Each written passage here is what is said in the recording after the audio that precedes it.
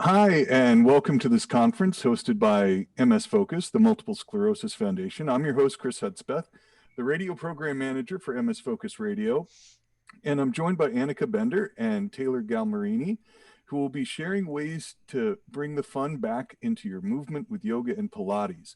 After the presentation, we'll open it up for your questions and comments.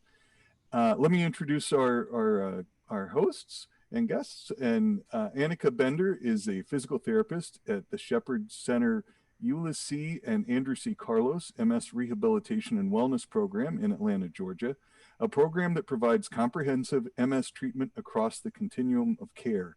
Anneke is also a certified yoga teacher and has helped to develop a community-based program in providing instruction in yoga and those living with neurological disabilities. She's a committed advocate for wellness opportunities beyond the traditional scope of treatment. And Taylor Galmarini is a neurological clinical specialist, physical therapist in the Shepherd Center, at Shepherd Center. Taylor is a certified Pilates instructor and has taught Pilates online and live courses for individuals and groups for those living with neurological conditions. She is enthusiastic about combining multiple approaches for holistic treatment of the whole person to optimize movement. They are going to be having some slides and will be sharing their screens. And again, we'll take questions after, but we are pleased to have them with us today to present this important topic. Thank you guys so much for being with us, and we'll turn it over to you. All right. Thank you, Chris. I'm going to go ahead and share my screen. This is Anneke starting. Share my screen, and then we'll go from there. Give me 1 second. Yeah. And thank you so much for introducing us, Chris, and thanks so much for hosting us, MS Foundation. Anneke and I were so thrilled to be invited back and to be able to present with Pilates and yoga this year too. I think especially in this year of doing a lot more movement at home, this has become more important than ever. So we're very excited to be able to bring it into people's homes. It is true. We're all doing home exercises these days. So can everyone see the screen? Just give me a thumbs up if you can see it. Okay, awesome. Very good. So we're going to be talking about yoga and Pilates, which are really just two ways of performing what Taylor and I like to call mindful movement.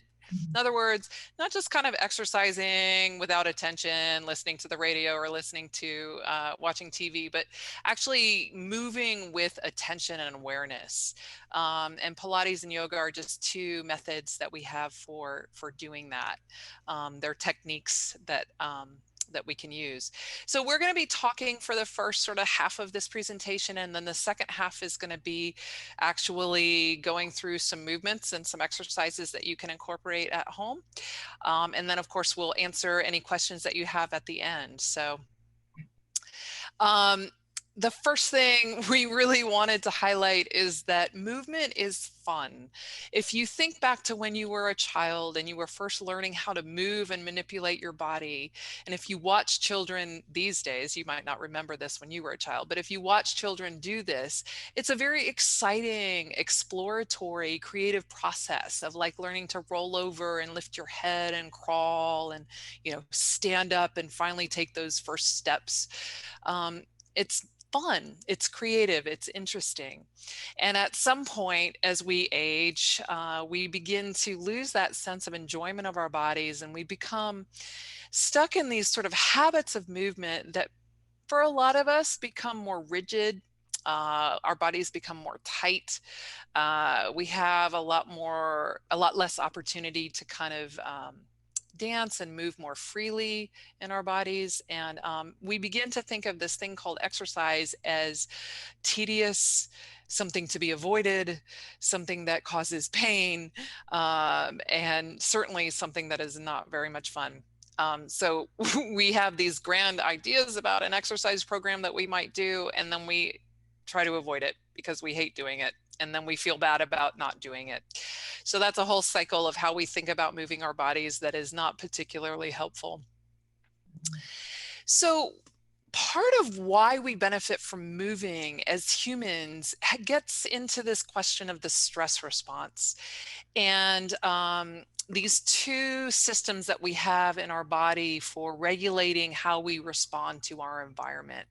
And if you'll forgive me, we're just going to jump in a little bit to some basic science about that so that you have some understanding as we talk about movement later on, for the ways in which it can help us to manage our stress responses.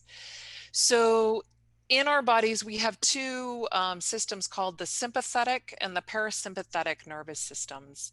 And you've probably heard these terms before. In a more basic way, the sympathetic nervous system is our fight or flight response. So this is the feeling that we get when we're driving here in Atlanta, you know, if we're driving down I-85 and we suddenly swerve to miss a car and we get that surge of adrenaline. That is our stress response. And there are certain things that are associated with that. We obviously feel that immediate rise in our heart rate and our blood pressure. Our pupils dilate to sort of let us take in the maximal amount of information we can through our eyes. We contract our muscles. We start restricting our breathing. And we have decreased digestion going on because the body is basically moving all of our resources to handle the threat that we're perceiving in our environment. So it doesn't care about digesting food. It certainly doesn't care about sleep. And it is mobilizing us to do one of two things, which is fight, you know, or flee, to stand up to a threat or to escape a threat. And we often in these times have a very tunnel vision focus because we're literally just focused on that threat. We're not letting anything else in our environment in. We also have a relaxation response, also known as the rest and digest response. This is our parasympathetic nervous system. And this is how we feel when we are hanging out with people that we really trust and love and feel very comfortable with. And we're in a situation where we feel truly and really safe. And we'll notice at these times that our heart rate actually decreases. We, in fact, have a decrease in blood pressure. Our muscles relax. We have increased breath. So we actually take in deeper breaths. We have more oxygen going to our body. We have more blood flow because the heart is pumping more slowly. And so we're taking blood to all of our tissues. We digest food better. We fall asleep more easily.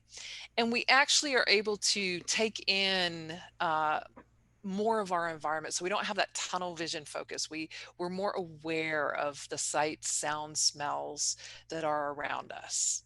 And we become more curious. We're not wired to handle a threat. We're curious about our environment and enjoying our state. And so this relates to MS because you may have noticed, I work with people with MS, so a lot of my patients will report that when they are stressed out, their symptoms get worse.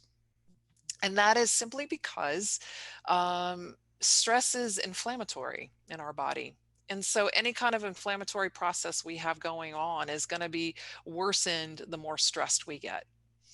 And likewise, the opposite is true. So as we engage in things that are more restorative and more relaxing and more enjoyable, that inflammatory process tends to be kind of dampened down a little bit.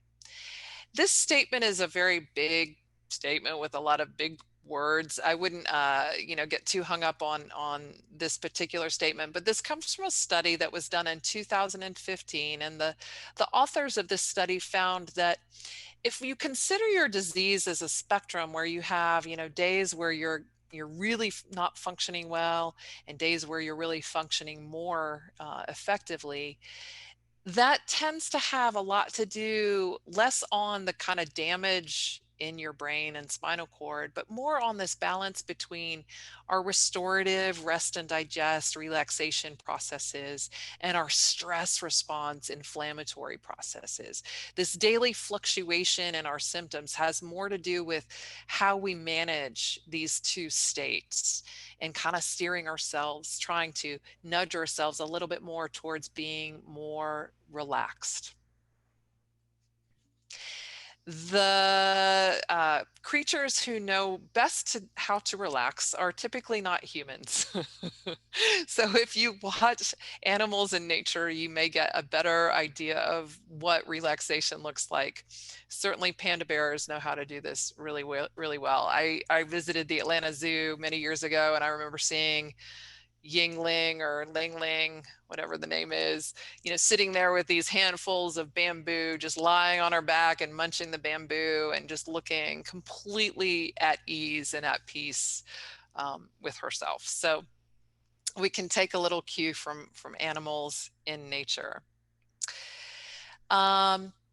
And one of the ways that we can learn how to bring this more into ourselves and our life is by using our physical body. Our physical body is a very powerful tool to access the relaxation response. And so when we talk about practices like Pilates and yoga, it's not all about like relax, but there's something about the enjoyment of the physicality of the exercise, the mindfulness training that we're doing that engages this ability to manage stress and lower the effect of stress in our day-to-day lives. It's not a one and done kind of thing. This is something we have to continuously revisit. We have to do it consistently in our lives. But when we develop a practice of mindful movement, it is a very powerful way to help us manage our stress responses. Just a very brief history of yoga, and then Taylor's going to take over and talk about Pilates. The Yoga Sutras were, the practice originated around 500 BC with something called the Yoga Sutras that were written by somebody named Patanjali. And this was in India. And the three elements that we are going to be talking about today and that are most commonly taught in the United States today are postures, which is a simple way of just saying a particular position of your body. And that in the yoga terminology is called an asana. Breath control or breathing practices, learning how to do a big diaphragmatic breath is one example. And those are called pranayama. And then this quality of meditation, of mindfulness, and in Sanskrit, that's called dhyana. And again, those are the three most commonly practiced in our time today. I also like to think about yoga as a way of cultivating a friendly relationship with your body in real time. So learning how to get familiar with the things that we are frustrated with, and then and learn to enjoy the things that we like about our body, but in general, developing a much more friendly relationship, learning how to not speak so harshly to ourselves about how we're functioning physically. And then I also like to point out that this whole idea that you need to look a certain way when you do yoga is bunk. You can do yoga in a chair, you can do yoga on a floor, you can do yoga in any position that works for you. And somebody named BKS Iyengar, who really brought yoga to the United States back in the 1960s-ish, is famous for saying that all you need for a yoga pose is a center of gravity and a sense of direction. So as long as you're using those two pieces, you can really practice the postures in any position that you want to. So Taylor, at this point, I'm going to let you take over and tell us a little bit about Pilates. Yeah, absolutely. Thank you, Anneke. So Pilates actually was originated from the name Joseph H. Pilates, who is the inventor of the entire system. And as a fun fact, he actually didn't want it called Pilates. That was never his intention. We just started calling it Pilates after he passed. He had developed it and called it Contrology, in a sense where he wanted people to feel as though they were more in control and empowered within their own bodies. So he had been born in Germany in 1883. He did develop a lot in his childhood movement practices and learned a lot of yoga, Greek and Roman wrestling, gymnastics, martial arts, boxing, skiing, and diving. So he had been a little bit more of a sickly child and had succumbed to a lot of illness. And then he found that he was able to engage in a lot more optimal living through these more active movement practices. And so that became something that he saw as very important in his own health and wellness. And then he incorporated it into his practice called Contrology. This had developed in England. He had been a part of the World War I internment camps since he had been born in Germany and lived in England at the time. During World War I, he was placed in an internment camp. And that's where he developed Contrology, because he was around a lot of men and they had been used to a lot of physical labor previously. And then, so he wanted to develop a system where they could keep themselves all very physically fit, utilizing their own bodies and body weights, and then also some of the equipment that he would find around him or like in the camps. So he moved to America in 1926, ended up wanting to bring his system of movement over to the United States and make a living doing this. And he developed a studio and established that in New York City. And it actually, Pilates increased in its popularity through the dancing community because he was also right next to the New York City Ballet. So at the time, it was very difficult to help rehabilitate these incredible athletes of dancers who were already so flexible and so strong that when they got injured, it was kind of hard for other movement professionals to understand exactly what to do. Whereas he had found this wonderful balance of these different exercises and equipment combinations that he was able to help rehab them. So even though Pilates was invented by a man, for men, surrounded by men, it had taken on this kind of new life when it came to America and was seen a lot more in the dance community. So I felt like it gained a lot of popularity through that and was seen as almost a more feminine way of moving or being mindful of movement. And now I'm really appreciating seeing this new wave that we're getting where really everyone is seeing the benefits. Every human can see the benefits of moving intentionally with control and with these different principles. So that's a little bit of a history of Pilates for you, maybe more than what you wanted to know, but now you know it. So let's go into some of the principles behind both yoga and Pilates. You'll see a lot of commonalities between these two as Anneke and I explain some of them. Yeah, so we just wanted to go through some of the commonalities and maybe even a few of the differences between yoga and Pilates. So from a yoga perspective, the idea of foundation is very important. And foundation is really the part of your body that is in contact with the floor. So, you know, if we're sitting in a chair, you know, it's our pelvis, it's our feet. If we're standing, it's just our feet. But this idea that we have a very firm and solid foundation from which to build a posture. And then from that foundation, we consider the alignment really of the skeleton. It's very important in yoga to align, especially the spine properly, so that we're not twisting and contorting in ways that tweak or hurt our joints, but that we're maintaining the integrity of the joints as they're intended to function. There's this idea of building a pose from the inside out. So rather than, you know, taking your arms wide and making it really big to start, you might begin with just lifting the chest and letting that lifted chest kind of move out to the shoulders and then eventually move out through the arms. So building these poses from the inside out. Yoga often incorporates balance, elements of balance into a lot of the postures. If you're sitting, that can just be balancing your spine and balancing on your pelvis. If you're standing, obviously, then that becomes a little more complicated.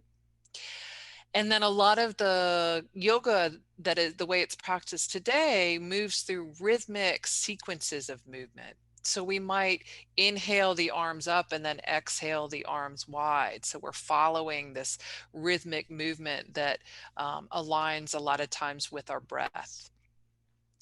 And then importantly, this idea of what we're doing with our attention while we do the movements and the postures. So again, we're not letting our mind kind of wander and pay attention to a TV program, but we're really focusing our attention on the experience of that movement. What is the sensation like? where do we feel more constricted? What does it feel like to take a breath deep into our chest or deep into the belly? So we're really paying attention and learning how to hone our focus on what we're doing with our body. Absolutely. And just to capitalize on Pilates principles, in addition to our yoga principles, when we're talking about this idea of mindful movement, we can see within Pilates that we have a principle also of breath. So as Anneke was commenting, there's a breathing component throughout all of those principles that you can incorporate. And the same thing, Joseph Pilates really saw the value in that from the yoga that he had learned, and then also within the other sports that he had practiced, was that the control of breath gives you a lot of control of your mind, of your movement, and just brings that attention. Because if we're not doing the most simple act of living and existing, we're not going to be doing much else as well as we could be. I think that optimally, if you have that optimal breathing going on, you are optimizing other aspects of talking, of thinking, of moving. So then that brings us also to concentration. Just as Anneke is saying, within yoga, really paying attention, the quality of your attention, is he had emphasized a concentration. He actually didn't allow music in his studios, which is very different from a lot of Pilates studios and even yoga studios that you'll see these days. But he had wanted someone to be solely just so focused within themselves and within their own body and their movements that they were able to experience and really pay attention to what they were feeling and how they were moving. That also comes back down to concentration. Again, I feel as though there are these 6 yoga principles and these 6 Pilates principles, and we could almost, if you were doing like what one matches the other, what's more encompassed in the other, you would see again from the build the inside out and straight over here to center, that he really was focusing on turning our attention inward. He was in the middle of this booming industry in this industrial age in America where everyone was constantly working, going to the factory, shopping, gaining more and more and more. Doesn't sound like any current society, right? But instead of just this focus on kind of this outside and our scrolling and our constant move, and go, really taking a moment to look inside and really pay attention a little bit more to our internal environment. And then from that center, we get that idea of more precision, of that alignment. He also talks about the alignment of spine and body parts and our limbs as we're moving. So that precision of that, you can decide to be as precise as you like with each movement and or all components of every movement. So there are times when I'm just focusing really on the spinal movement during an exercise, versus there's another time when to challenge someone, it's the exact same exercise, but now they have to think about the positions of their toes or their fingers, and that getting that really fine-tuned down to that precision. Same thing with control. We're seeing how much attention we can bring and balance, that really how much are we going to let ourselves waver within a movement. We want to make sure that we are controlled. And he wanted to emphasize that, to give his participants a sense of empowerment, again, of just coming back to yourself and within your own body, that how much you can control from your breathing and from your movement. And therefore, also, he had this quote where he was talking about, if you control your breathing, you control your life. It's literally that sense of, if you can control your breathing, if you can control that parasympathetic or sympathetic response, all of a sudden you get control, you get center, you get precision of your reactions as well. And then, of course, flow, which I think really blends in very well with the idea of yoga and rhythm, is that flow of moving from one movement to the next, of using, even within Pilates, we emphasize sometimes classes can be a little bit choppier, or practice can be a little bit choppy as we just experiment and kind of rumble around. But then there are other times too where we actually really use those transitions between poses or between movements as an exercise in and of themselves, which I just find all of these principles interesting. If you look at any one of the yoga or any one of the Pilates principles, it really boils down to, you can take these principles and not just apply them to your movement practice of yoga and Pilates. You apply them to movement practices of any sort of sport or combination. So if you're focusing on your breath, your concentration, your center, your precision, your control, and your flow, your alignment, your rhythm, and your balance, while you are boxing per se, you're going to be able to use these principles to become a better boxer. If you're doing that in order to be able to complete your ballet or your dance movements better, you're going to become a better, more comfortable, confident dancer.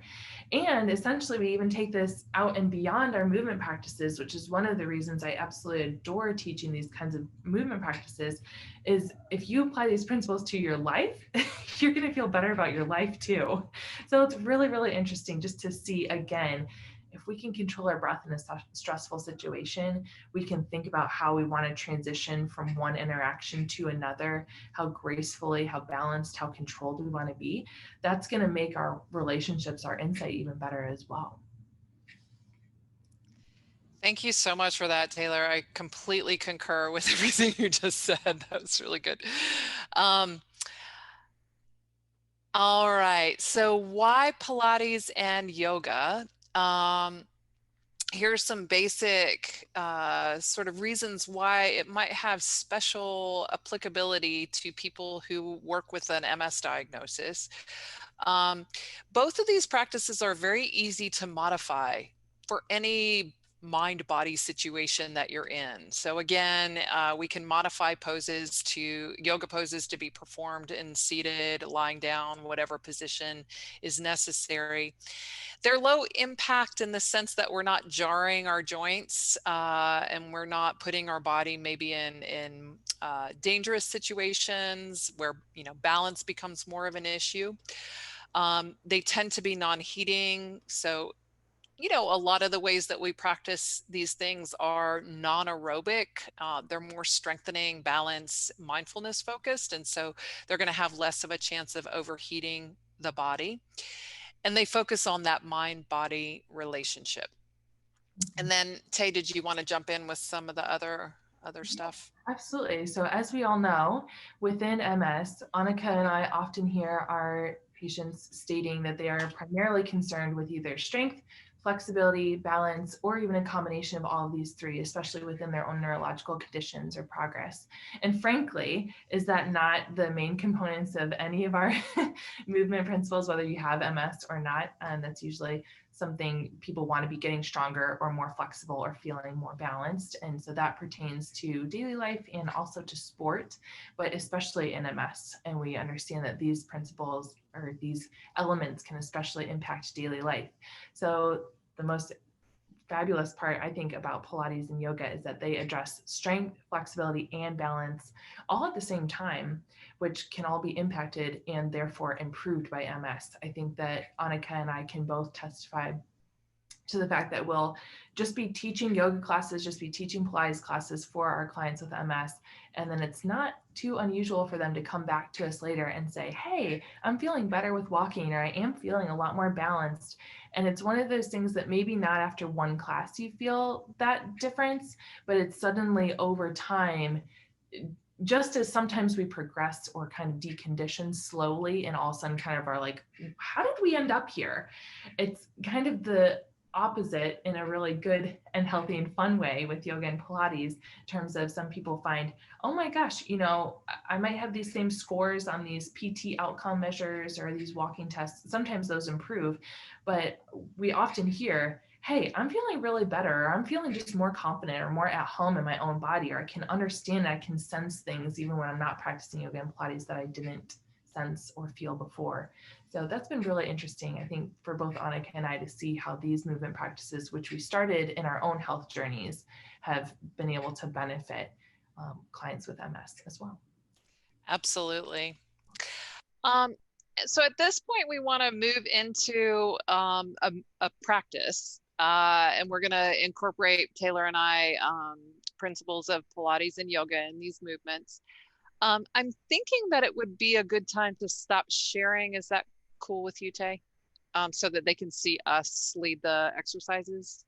Sure. I think that it would also be a good idea for us to keep it, if anyone wants to do a quick screenshot of their slide right now, in terms of just keeping track of these exercises in case you want to have them on your phone, so that you do them in the doctor's office or waiting room, or during those commercials while you're watching TV, or a boring part of a movie. No one's ever experienced that before.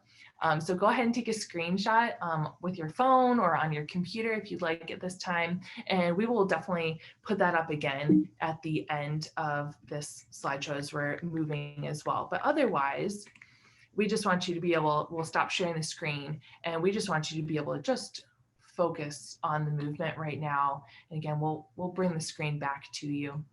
Yeah, and I think also you'll have some access to this recording afterwards. So if you wanted to go through the movements just with us, with the recording of us, you can do that as well. So stopping sharing, I'm gonna increase there. Okay. And let's see. So Taylor, I am seeing you on the screen. What do other people see? Do you see me or Yeah. Taylor? I'm seeing you. You are, okay. So if I'm talking, I'm hoping that y'all can see a larger view of this, because I'm going to be leading through the first part of these exercises. I happen to be wearing this, so I can't get too far away from the computer. So I'm going to do my best here. So what I'd like you to invite you to do at this point is just find a really comfortable seat. And by that, I mean, bring a little more attention to your sitting. And place your feet comfortably underneath your knees. Begin to settle into the experience of your pelvis and the weight of your pelvis on the chair. Bring some awareness to the sensation of your feet on the floor. And so in yoga, when we talk about this idea of foundation, so here in this sitting position, our feet and our pelvis are the foundation. And then just begin to feel the line of your spine and see if you can trace it up to the very top of your head, this lengthening through the spine. Usually that means a little dropping through the tail and opening through the chest. Those two sort of tug of war actions in our spine. So getting nice and long, and then sort of allowing the shoulders to hang, like you're just letting them drop on your skeleton and descend towards the floor. First thing we're going to do is a chin tuck. And so none of these movements are intended to be overly musculature. So you're not going to like tuck your chin with a lot of intensity. It's a very gentle experience. So take your thumb and just place your thumb in front of you like so. And then you're going to turn this and place the print of your thumb on your chin and rest your pinky on your breastbone. And this is a very gentle cue of what it means to lengthen through the back of your neck. So as you do this, you might just feel this gentle, again, lengthening through the crown, opening through the back of your neck. And just to give you a visual, a lot of us live our lives kind of like this. And so when we take our thumb here, we're kind of encouraging this sense of finding this length through the back of our neck. As you hold this while I'm talking, allow the breath to fill your chest, allow the breath to fill your belly. Bring some awareness to maybe increasing the excursion of your breath a little bit longer. And then we're going to take that arm and just place it on our thigh, hand down on the thigh.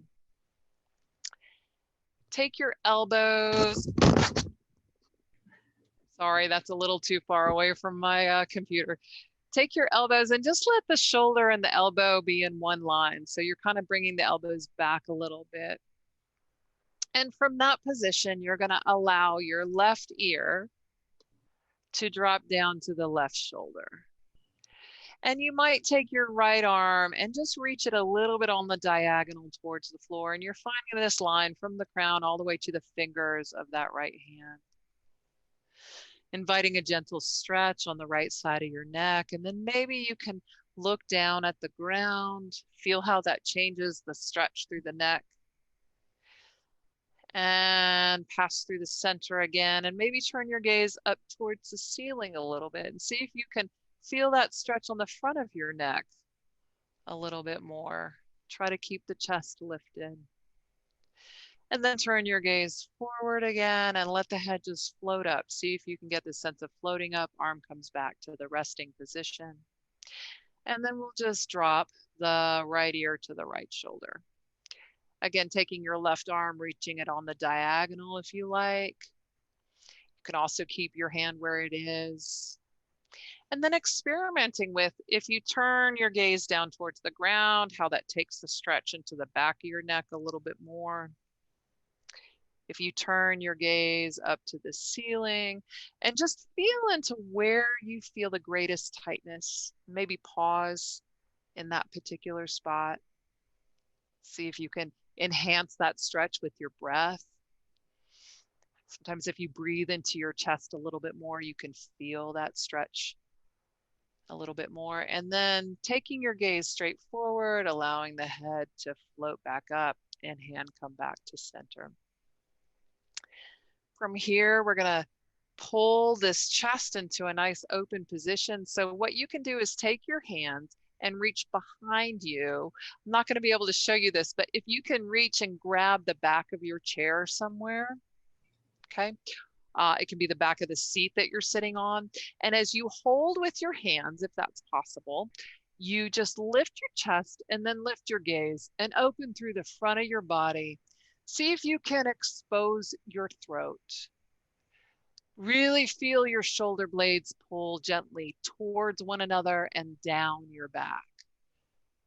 Allow the breath to create a deeper stretch through your chest. Hold for one more moment. And then come out of it by tucking the chin, releasing the hands, and bringing the hands back in front of you. This next one is a little hard to see because I can't get away from my computer too far. I'm going to show you my pelvis. And we're going to think about rocking forward and rocking backward. So again, it's hard for me to give a good visual of this. I apologize. But if you think about rolling to the front of your sitting bones and kind of stretching through the front of your belly on the inhale. And then on the exhale, you're going to pull your belly button towards your spine, rock to the back of your sitting bones, and round down and stretch through the back of your spine. I'm going to lift back up to my face. And so we'll just be following the breath through that pelvic rocking. So inhaling, arching the back, exhaling, rounding the back. Follow your own pace, follow your own breath. Allow the inhale to lead to this expansion and the exhale to lead to this rounding and pulling inward. You could, of course, pause in any part of that motion that feels like you want to enhance that stretch a little bit more. Wherever you are, we'll move through one more repetition of this, up and down. And then just allow yourself to come back to a neutral spine. From here, instead of going forward and backward, we're going to go side to side. And by this, I mean simply putting a little more pressure into the left sitting bone, right? So feel the pressure really sink onto the left side only. And then just shift over and feel that pressure get nice and heavy on the right sitting bone. And you're going to rock back and forth and just feel the changes that happen around your pelvis with that motion. Notice if there's one side of your body that feels more comfortable, more confident when you shift there, one side maybe that you feel a little more off balance. Yep. And then lastly, before we move away from the pelvis, let's kind of do a little rocking motion where we come forward to the right, left, backwards to the right. So we're kind of circling through a whole motion of the hip. And there's no right or wrong way to do this. Again, it's experimenting with your body, just feeling your body move through space. And then maybe as you reach a point where you can stop, we can reverse the direction and spin a couple of times in the opposite way.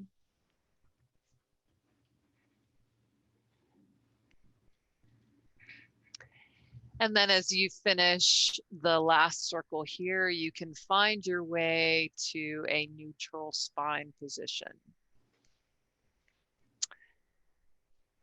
From here, we're going to hinge forward. So keeping a nice straight spine, you're going to lean forward and then come back up. And now we're going to combine that with a leg movement if this works for you. So hopefully you can see me here.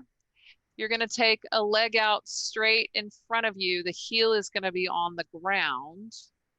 Let me show you on this side. Toes pointed towards the ceiling. And we're just going to hinge forward down over that leg so that we feel a nice stretch through the hamstring. You can reach your arms to the leg. You can also keep your arms on the chair if that feels more comfortable for you. And you're just trying to feel a stretch through the back of the leg, the hamstring, the gastroc. And we're going to hold here for just one more breath. And then on your next inhalation, help lift up your chest. We're going to bend the leg that you stretched out and straighten out the opposite leg. One more time, hinging forward with a straight spine, maybe reaching for the leg.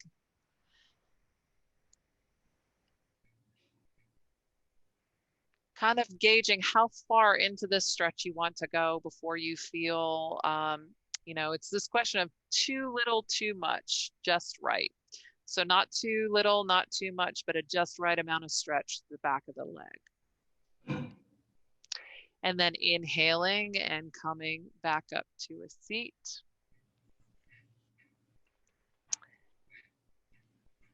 From here, we're going to drop our chin to our chest. And then just let that weight kind of carry us forward, rolling down through the spine, kind of heading your head towards your knees, but taking a nice round through the back of your spine. And then rolling up, seeing if you can roll up vertebra by vertebra all the way back up to a seat.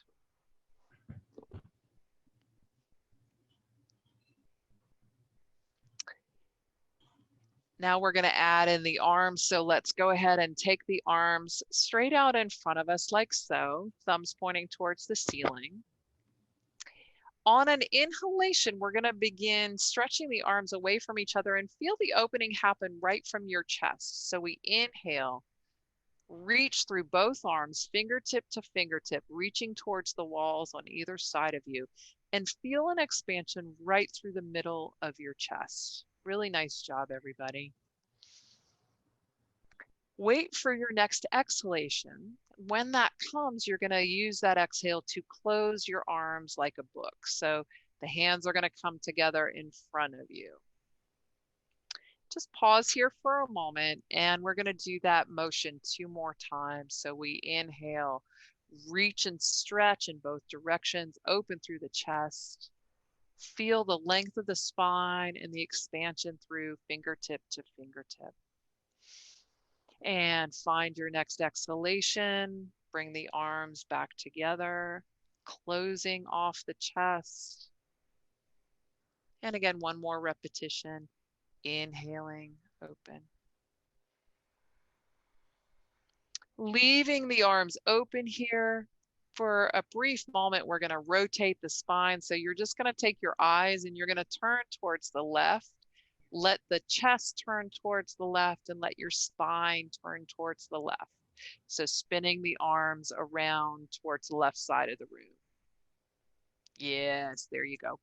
And then coming back forward and transitioning to looking towards the right and twisting towards the right.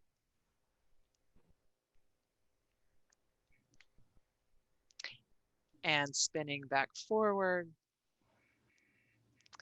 And then like your arms were in molasses, just let them kind of sink and float all the way back down into your lap. Beautiful. We're going to keep transitioning here through a couple of different movements, letting those shoulders really sink down, nice and weighty. You're going to let your right arm come down to your side, and then taking the left arm, that's going to float up. Mine's going to go off my screen. My palm is facing towards my right hand side. And then you're going to gently start to tip, again, that right ear down towards the shoulder. So we're kind of compounding some of these movements that we had done earlier with Anneke, and reaching through the arm as well. Keeping those shoulders nice and heavy. Really let that right arm hang down and let that left arm be nice and long, almost like someone is grabbing your fingertips and pulling you. And see if you can take 2 deep, deep breaths through here, through this left side, almost like your ribs are just going to float away from you. It's a funny image, but it really, really opens up the rib cage.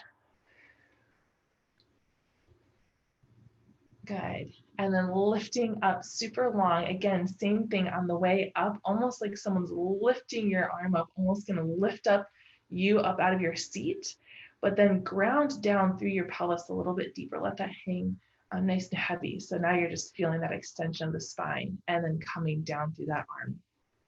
Good. Let that left arm continue to be super, super heavy as we now reach up through the right arm and then reach up and over.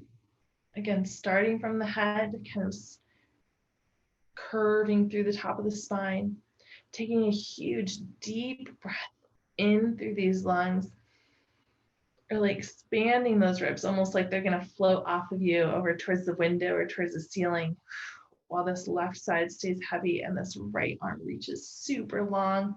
Inhale. Exhale, reach even further, curl a little bit deeper. Good. Inhaling, sitting up and reaching long again, almost like you're dangling gently from your fingertips, but your bottom is nice and heavy in the chair, and then floating down, hanging in there. Beautiful. From here, so we've really elongated, and we want to continue to keep that sense of height, but we're going to incorporate a little bit of rotation. So here we can do, again, from our rotation, from our open books, and combining that, we're going to be reaching with that right hand towards that left knee, giving it a tap, and then we're reaching with that left arm towards that right knee, giving it a tap.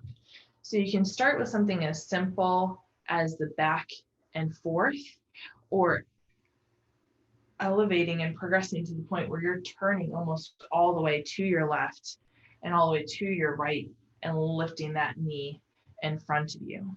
This is that nice reciprocal motion, that idea of as we're walking, our arms are swinging, our hips are rotating a little bit here and there, getting really into that nice reciprocal rotational movement. Here, I'm going to angle my camera a little bit for you so you can see here with our clamshells. So most of you have done this in a therapy session or perhaps another workout session. I want you to focus on squeezing your heels together. I understand that you can't see mine at this moment, but I want you to gently press those heels together and keep the toes apart, kind of like so.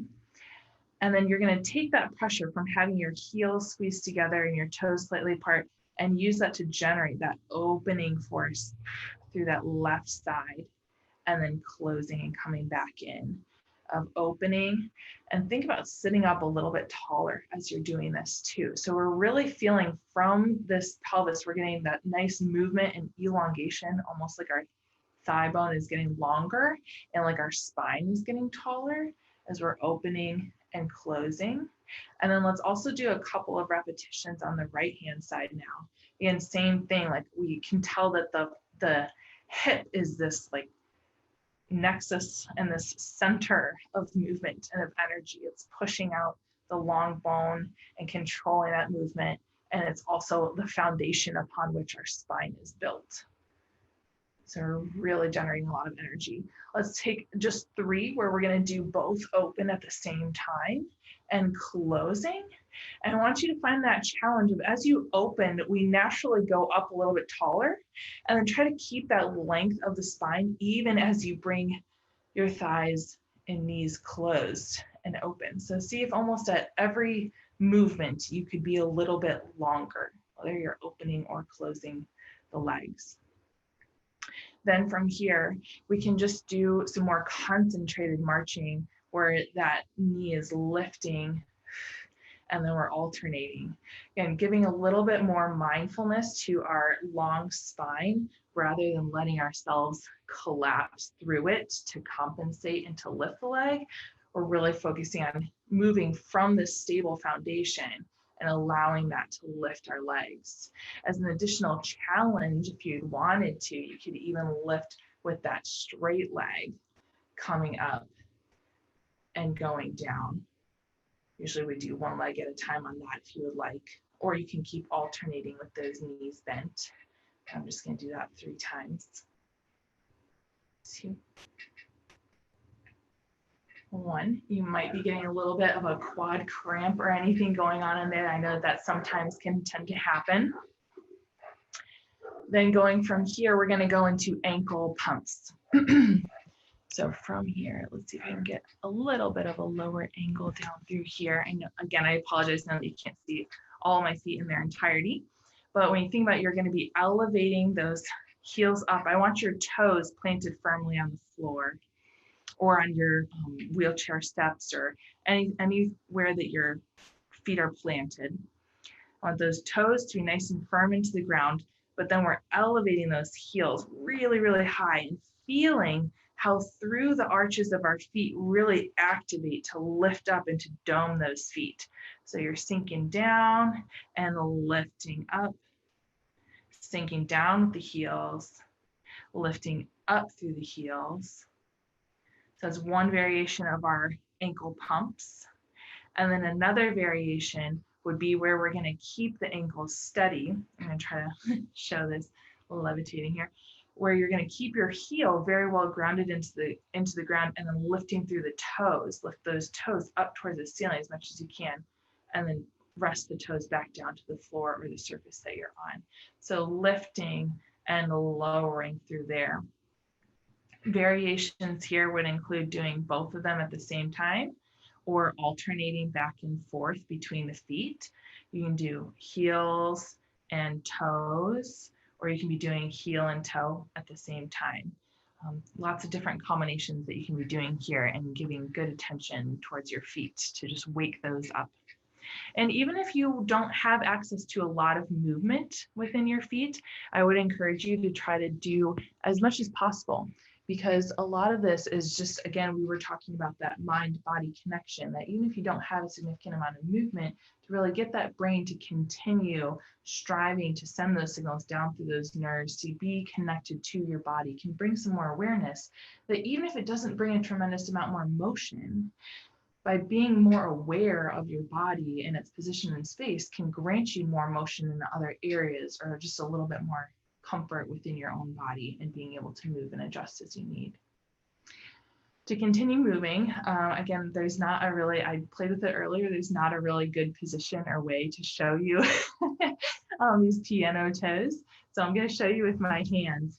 But the idea is that as you're sitting here, I'm going to have you try to lift up just your big toes, lift up those big toes off the floor and keep the rest of your toes planted on the floor. And then bring those big toes down as you lift the rest of your toes up and off the floor. And then you set those toes down, big toes up, big toes down, little toes up. And then switching back and forth. So big toes are up and then little toes are up and up. I can see Anneke smiling because she and I both know how difficult this can be, or how impossible it seemingly can be at times. Now, just in case that wasn't enough of a little bit of a mind game and adventure for you, we're going to try to start with both big toes lifting up and then bringing up the second toes and then the third toes. I'm making this face because I'm doing it with my feet at the same time. And those ring toes. Is that a name? The fourth toes. Okay. And then your pinky toes. So now everything is up and you're flared. And then we're going to go pinky toes down, fourth toe, middle toe, second, and then big toe. So these are like piano key toes. So you can do a couple of different variations. I see Anneke is taking off her shoes, or her foot coffins, as some call them, because shoes don't really give much feedback for movement sometimes. So doing as much of these barefoot is really helpful, or utilizing your shoes and trying to pretend like those are the floor in terms of feeling and getting that activity.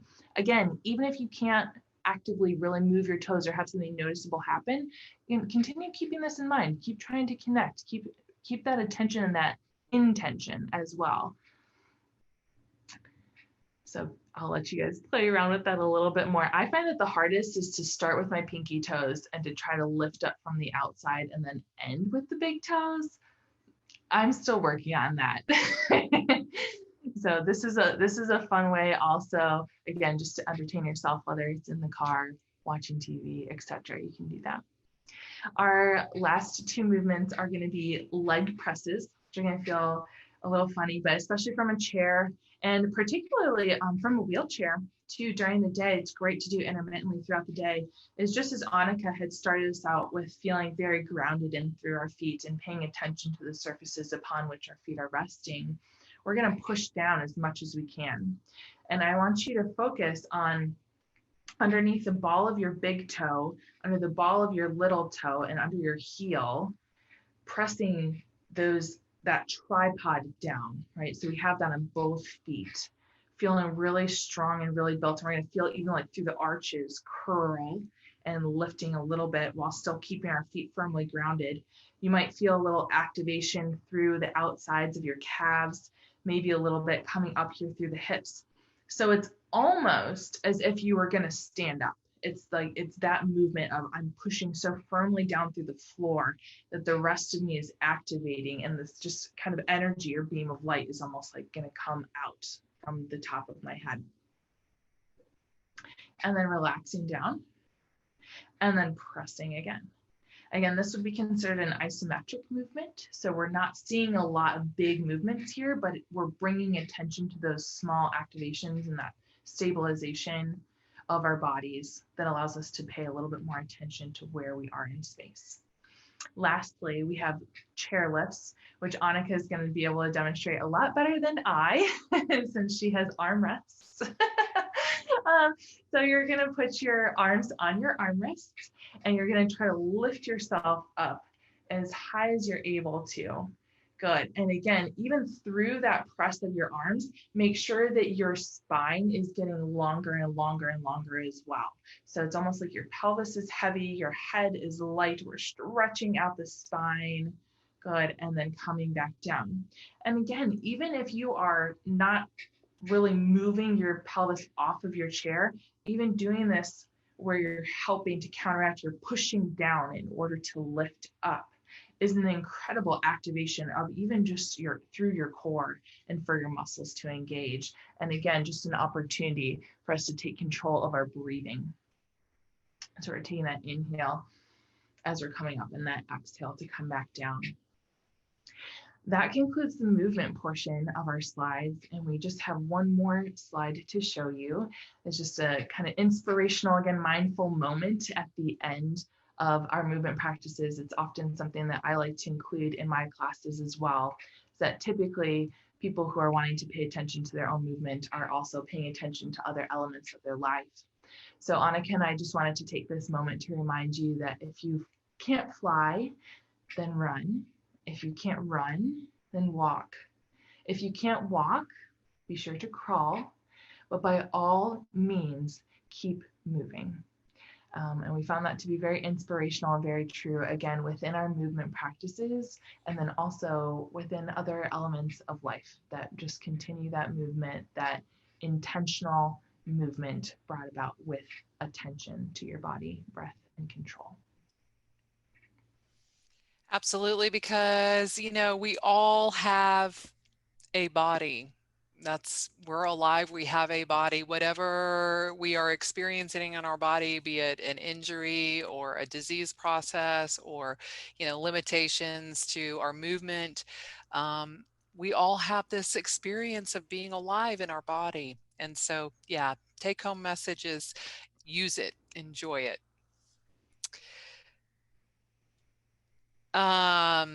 Keys to remember: you are in control of how you take care of your health. Right now, you have the power. You get to be as creative as you like. Taylor, I'll leave the last two for you. Make sure that you're having fun, smile, laugh, play good music if you'd like, and then make sure that you're moving with friends and family. Take it as an opportunity to be an extension of your body and your physical abilities, and move a lot. This can mean moving in little bits throughout your day, especially with MS. We often get caught up thinking, oh, I have to do this 30-minute chunk of exercise all at once throughout the day. Well, if you had broken it up to about 5 minutes every hour or so for 6 hours, you would have already brought that to be and summed up 30 minutes of movement. So make sure if you're needing to conserve some energy, if you're struggling with a little bit of fatigue, you can break your movement up into little bits to have it add up to be a really big difference within your day. Awesome. And so I think that concludes our presentation. I'll stop sharing. And if anyone has any questions that you'd like to ask us, go ahead at this time. Yeah, thank you guys so much. That was a lot of fun and very relaxing for the afternoon. I want to take a nap now. I know if people do have questions, let me tell you how you can ask them. You can raise your hand feature in the app, send your question or send your question via chat. If you have a question, to raise your hand, just click the screen to pull up the menu, select more, the icon with 3 dots, that's what that is, and click raise hand.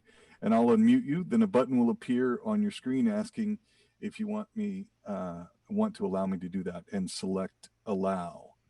I have a quick question just to get people started if they have any, and we have a few minutes. And that is for because being at home, people who've gone to wherever they would go to get either physical therapy and or do yoga or Pilates, a lot of those places had to close down, and some people might not feel safe going there. Do you have any recommendations for apps that they can check out, or books they can get, or things that are maybe low cost for people? Just so, because party yoga especially is the connection with other people, which it was great having both of you doing this, because it allowed to feel more like an actual class in a space. Do you guys have any recommendations for that? I do. From a yoga perspective, there are definitely a few people whose names are escaping me right now, and I'll get the names to you, Chris. But the one that I typically recommend more than any other is a man named Matthew Sanford, and he has a YouTube, I think it's called like a YouTube channel. It's called The Hub. So if you Google Matthew Sanford, The Hub, it'll probably direct you to his YouTube. And they have online classes that you can participate in. Those are all chair-based at this time. But he really is a wonderful teacher. He has a spinal cord injury, so he's speaking from a differently abled body, and he knows a lot about modifying postures and positions for people who are struggling with that. With regard to Pilates, there are a lot of resources as well. If you're just going to Google like Pilates or Pilates for neurological conditions on YouTube, there are going to be some videos out there as well.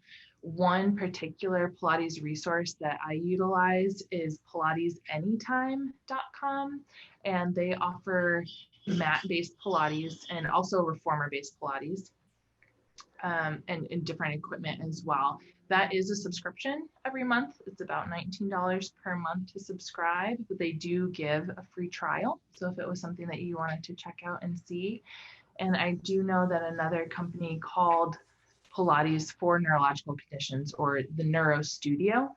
If you Google the Neuro Studio, they have a lot of good resources. I've partnered with them on some workshops as well and done some exercises through them. They also offer, I believe that it's a 1 month free trial. So even if paying for a yearly subscription is not of interest to you, at least having something for a month and then being able to write those kinds of things down, continue that practice in addition to utilizing the free resources through YouTube is going to be really helpful as well. And there are Pilates books as well by Joseph Pilates. He has a book called Return to Life. And I believe he has another one called Contrology as well. So if anyone's interested in reading or audio books or anything of that nature, he also has some that he goes over his principles of his movement as well. And also for safety and just like setting up, because some people might not have an understanding of, it might be good to have a spotter for certain things if you're going to go, deeper into a practice, or maybe a towel, water. Like, what are some things that people before they exercise or at the end, instead of just starting to go for it, they might want to practice doing? Like things that they might want to gather around them to do a practice. Yeah, correct. Especially for like chair yoga, because some people might feel out of balance and they don't want to go crashing into their computer. Definitely not. Yeah. So when we do some online classes here at the Shepherd Center, and what I always recommend people have with them is a chair without arms, and then 2 chairs to either side of them. So when we do postures, I'm not sure if I can sort of show here, but often if there's a chair to the side, you can lean onto that chair to do some of the, leaning postures. So you have a way of balancing from side to side.